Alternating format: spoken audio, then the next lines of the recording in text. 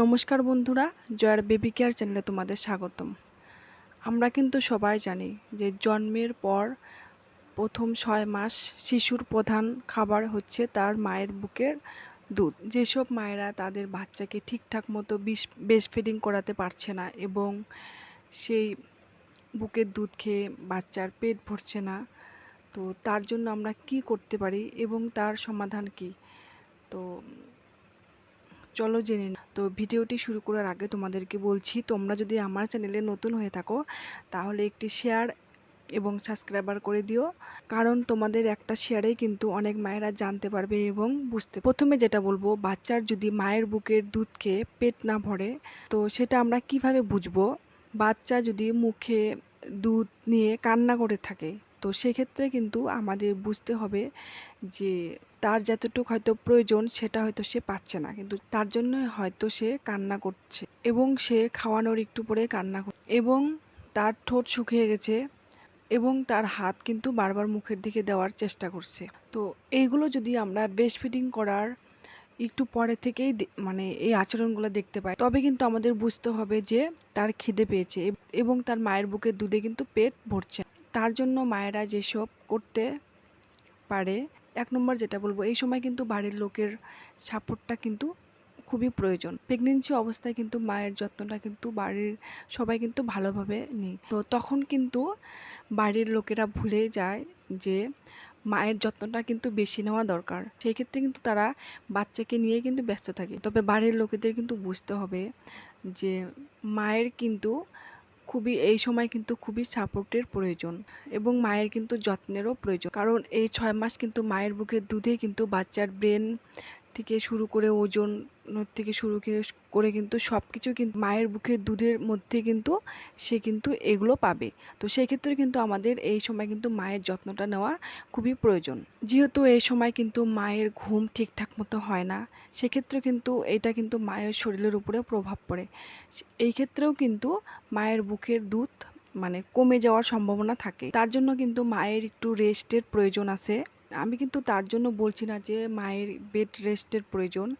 আমি বলতে চাচ্ছি যে এই সময় যেহেতু বাচ্চা বেশিরভাগ সময় রাত্রে না ঘুমিয়ে জেগে থাকে এবং এই কলিক ব্যথার কারণে কিন্তু বাচ্চা রাত্রে ঠিকঠাক মতো ঘুমাতে পারে না। সেই কারণে কিন্তু বাচ্চার সঙ্গে সঙ্গে কিন্তু মায়েরও জেগে থাকতে হয়। তবে বাচ্চা কিন্তু দিনে ঠিকঠাক মতো ঘুমায়, কিন্তু মায়ের কিন্তু ঘুমানোটা হয় না। তো তার জন্য কিন্তু মায়ের দিনে একটু রেস্টের প্রয়োজন আছে, কারণ সে যদি ঠিকঠাক মতো রেস্ট এবং খাওয়া খাদ্য না করে তাহলে কিন্তু এই মায়ের বুকের দুধটা কিন্তু কমে যাওয়ার সম্ভাবনা থাকে। জন্য কিন্তু এই সময় বাড়ির লোকেদের সাপোর্টটা বিশেষ প্রয়োজন। 2 নম্বর যেটা বলবো, দুশ্চিন্তা। এই সময় যদি মা বেশি বেশি দুশ্চিন্তা করে সেই ক্ষেত্রে কিন্তু মায়ের বুকের দুধ কমে যাওয়ার সম্ভাবনা থাকে।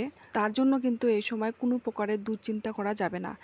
মায়েরা যদি বাচ্চাকে ব্রেস্ট ফিডিং করানোর সময়ও যদি কোনো প্রকারের দুশ্চিন্তা মানে মনে ভাবতে থাকে, সেক্ষেত্রেও কিন্তু মায়ের বুকে দুধটা কিন্তু কমে যায়। ব্রেস্ট ফিডিং করানোর সময় যদি মায়েরা কোনো প্রকারের দুশ্চিন্তা করে সেই ক্ষেত্রে কিন্তু ব্রেস্ট মিল্কের সাপ্লাইটা কিন্তু কমে যায়, কারণ সেই সময় কিন্তু বাচ্চার ফিডিংয়ের উপরে মন না দিয়ে কিন্তু সে কিন্তু অন্য ভাবনা ভেবে আছে। তার জন্য কিন্তু সেই ব্রেস্ট মিল্কের সাপ্লাইটা কিন্তু কমে যায়। আমরা যে কোনো কাজের প্রতি যদি মন না দিয়ে অন্য কাজের প্রতি মন দিই, সেক্ষেত্রে কিন্তু আমাদের এই কাজটা কিন্তু ঠিকঠাক মতো হয় না। তার জন্য কিন্তু মায়ের যখন বাচ্চাকে ব্রেস্ট ফিডিং করাবে তো সেই ক্ষেত্রে কিন্তু তার যে ধ্যানটা সেটা কিন্তু এই বাচ্চার কিন্তু ফিডিংয়ের উপরেই থাকতে হবে। তারপরে যেটা বলবো, খাবার দাবারের প্রতি যত্ন।